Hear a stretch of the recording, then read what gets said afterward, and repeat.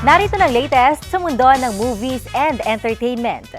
Bagong love team, bagong pelikula ang handog sa masang Pilipino ng Spring Films. Ito ang pelikulang Kita Kita na pinagtatambalan nina Alessandro De Rossi at Empoy Marquez. Ang iba pa mga detalye sa report na ito. Magsibalik kayo dito! Dudurugin ko mga mukha niyo! Inspirado mula sa mga pelikulang Pido Dida na pinagbidahan ni Rene Requestas at Chris Aquino. Gayon din at tambalang Andrew E. at Sharon Cuneta noong 90s. Bagong love team, bagong pelikula ang handog sa masang Pilipino ng Spring Films. Ito ang pelikulang Kita Kita na pinagtatambalan ni Alessandra De Rossi at Empoy Marquez. Tungkol ito sa dalawang Pilipino nagtatrabaho sa Japan. Gaganap si Alessandra bilang si Leia, isang velo taxi driver at tourist guide sa Japan. Si Empoy naman ay si Tonyo, isang English teacher.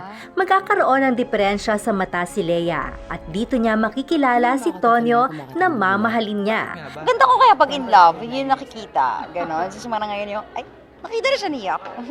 Super masaya siyang katrabaho. Walang, totoo talaga yung no-dull moment. Ganon. Normal kaming tao.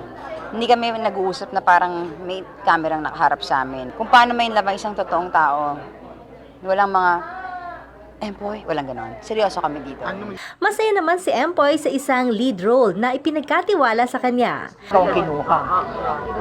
Siguro po may nakita po sila sa akin na gano'n. Pero yun po, hindi ko pa po nakikita yung kung ano yung nakita nila sa akin. Mga idol ko po yan. At Rene Requestas, Babalu, Panchito, Redford White. Yun, sobrang lahat sila. Siguro po yun pagsama-sama sa ano ko, sa utak ko nung bata. Baguhan direktor si Sigrid Andrea Bernardo ang bumuo sa pelikula ng Spring Films na Kita Kita. Subalit puring-puri na agad siya ni binibining Joyce Bernal at ang mga pelikulang nagawa niya tulad ng Ang Huling Chacha ni Anita at Lorna.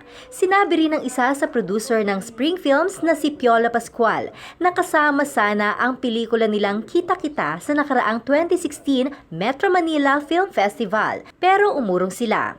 Nag-exhibit na ito sa Osaka Film Festival at natutuwa raw sila sa iba't ibang reaksyon ng crowd, lalo na ng mga Pinoy audience. Naniniwala kasi ako sa talent niya eh. Naniniwala ako na hindi kailangan lahat ng leading man gwapo. Wow! Diba? Kung may respeto ka sa isang konsepto, talaga ibibigay mo sa tamang artista. So for me, it's not about the actors, it's about the story. Mapapanood ang Kita Kita sa July 19 sa mga sinihan at movie theaters nationwide. Paano mo malalaman kung mahal mo yung isang tao? Nakikita mo yun eh, yung lumiliwanag yung mukha mo pag nakikita mo siya. Nakikita.